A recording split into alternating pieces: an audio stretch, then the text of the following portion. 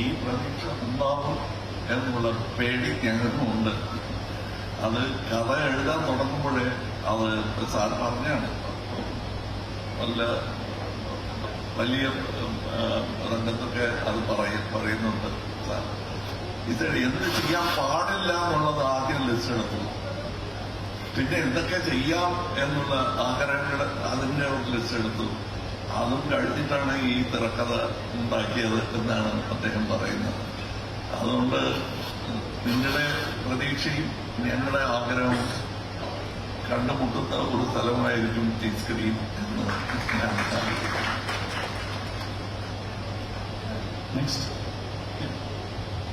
Sir, അപ്പോ ഒരു 1.5 മാസമായിട്ട് സാർ കൽക്കിക്ക് വേണ്ടി ട്രാവൽ ചെയ്യുന്നു, ഇന്ത്യൻ ടൂറിന് വേണ്ടി പല സ്ഥലങ്ങളായിട്ട് ട്രാവൽ ചെയ്യുന്നുണ്ട്. On the other side sir ഇന്ത്യയിലെ ഏറ്റവും വലിയ സൂപ്പർ സ്റ്റാറുള്ള ഒരാളാണ്.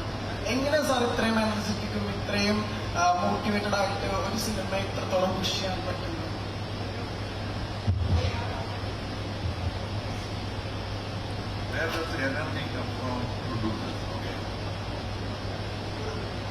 ഒരിക്കൽ ഇവിടെ വന്നവർ ആ ക്ലാസ് വാങ്ങിച്ചു നോക്കിയാൽ മനസ്സിലാവും. ഈ ശബ്ദം കേട്ട് കഴിഞ്ഞാൽ എനർജി എവിടെ നിന്ന് വരുന്നു എന്നുള്ള കാര്യം മനസ്സിലാവും. ഇതാണ് എന്റെ എനർജി. ശമ്പളം അതൊക്കെ ഓക്കെ, അതിന് ടാക്സ് കൊടുക്കണം. ഇതിന് ആരും എന്നോട് ടാക്സ് ചോദിക്കാൻ പറ്റില്ല. So that is where my energy comes from. Your enthusiasm to watch me on screen makes me go on screen. Thank you. Next. Approach towards playing Senapati evolved during these years. Hello. How has your How has it evolved? എങ്ങനെയായിരുന്നു ആ ഒരു ഇവോൾവ്മെന്റ് ഉണ്ടായത്? Let me start with the very first is sir പറഞ്ഞില്ലേ എന്റെ അച്ഛന്റെ ഫോട്ടോഗ്രാഫും ചേട്ടന്റെ ഫോട്ടോഗ്രാഫും ഒക്കെ അതൊക്കെ കൊടുക്കുന്നത് ഞങ്ങളുടെ കൺസെപ്ഷൻ. പക്ഷെ അത് ഒരാള് ചെയ്ത് കാണിച്ചു. That is Michael Westmore 28 years back. He did something for us which was not available anywhere in India. No other Indian actor could get that. We were very grateful. After 28 years, he had retired. But without any sort of big effort, or he helped other young makeup men come up with newer techniques, there were a lot of problems because some of the chemicals didn't agree with me. We had to stop shooting. So they changed. It is like a laboratory science. ഇത് വലിയ rocket science ഒന്നും ഇല്ല എന്ന് പറയാറുണ്ട്, പക്ഷെ it is rocket science. And so many people work, so many chemists work to make it possible that I could continue working without problem and continue working in other films also after that. So അവരൊക്കെ ഉണ്ട്. And the stunt, our dialogue, everything has changed over time, and we have tried to catch up. But we know that you will be kind to an old man like Senapati. So we've tried our best. The old man has tried his best. Kamal sir എപ്പോഴും ഫ്യൂച്ചറിലുള്ള ഒരാളാണെന്നാണ് തോന്നിയിട്ടുള്ളത്. ഇപ്പോ സിദ്ധാർത്ഥിന് ചിത്ത എന്നുള്ളൊരു cinema ഇറങ്ങി. മഹാനദി എവിടെയാണോ കഥ പറഞ്ഞ് അവസാനിപ്പിച്ചത് അവിടെയാണ് ചിത്ത കഥ പറഞ്ഞ് തുടങ്ങിയത്. സാറ് വിക്രത്തിന്റെ കഥ പറയാൻ വേണ്ടി ലോകേഷ് പറയുമ്പോൾ ലോകേഷിനോട് ചോദിക്കുകയാണ് നമ്മളിപ്പോൾ ഇതാണോ ചെയ്യേണ്ടത് എന്നുള്ളത്. സാർ എപ്പോഴും ഫ്യൂച്ചറിലാണ്. എപ്പോഴും കമൽ സാർ ഒരു കാര്യം പറഞ്ഞ് ഞങ്ങൾക്ക് മനസ്സിലാവുന്നത് 20 വർഷത്തിന് ശേഷമാണ്.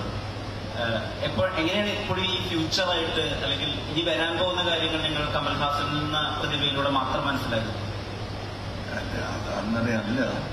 Nobody can see beyond their comings. അതാണ് സത്യം. ബട്ട് ഈ കച്ചവടത്തില് അത് കുറച്ച് താമസിക്കും. ആ താമസമാണ്.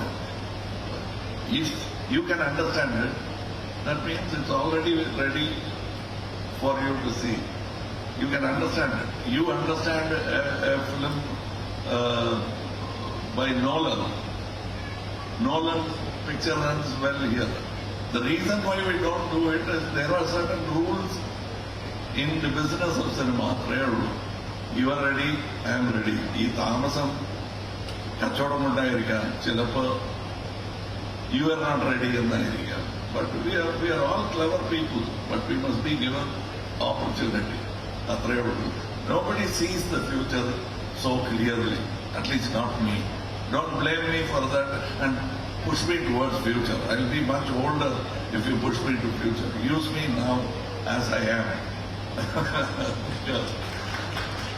If you say, സാരെല്ലാം ഫ്യൂച്ചറാണ്, അത് പിന്നെ മനസ്സിലാവും എന്ന് തത്കാലം കൈയടിക്കേണ്ട സമയത്ത് മിണ്ടാതിരുന്നാൽ കുഴപ്പമൊന്നുമില്ല. ഇപ്പൊ ഇഷ്ടപ്പെട്ട കൈയടിച്ചേക്കണേ. You are the only person who pursue Gandhi in the true form. Sir പറഞ്ഞിട്ടാണ് ഗാന്ധിജി 2 കൈകൾ കൊണ്ട് എഴുതിയിരുന്നു എന്ന് ഞങ്ങൾക്ക് മനസ്സിലായത്. സാറിന്റെ കോസ്റ്റ്യൂം ഡിസൈൻസിലെ ഡിസൈൻസിൽ വരുന്നതെല്ലാം ഖാദി തുണികളാണ്. And you always speak about non violence. പക്ഷെ സാർ ചെയ്യുന്ന വിക്രമായാലും സേനാപതി ആയാലും they deal things with violence. So അതൊരു കോൺഫ്ലിക്റ്റ് ആവാറുണ്ട് ഒരു ആർട്ടിസ്റ്റ് എന്നുള്ള രീതിയിൽ. അല്ല, മിസ്റ്റർ ഗാന്ധി, നിങ്ങൾ നോക്കുകയാണെങ്കിൽ ഞാൻ ഒരിക്കലും മഹാത്മാഗാന്ധി എന്ന് പറയാറില്ല. കാരണം I started off being a critic of mister Mohandas Karamchand Gandhi. Then I became a fan. ഒരിക്കലും ഭക്തനാവാൻ സാധ്യതയില്ല, ആവില്ല. Because I am made like that. But let me tell you, ഈ വീരം വയലൻസ് രണ്ടും കണക്ട് ചെയ്യുന്നുണ്ട്. അങ്ങനെ നോക്കിയാൽ the height of valour is ahimsa.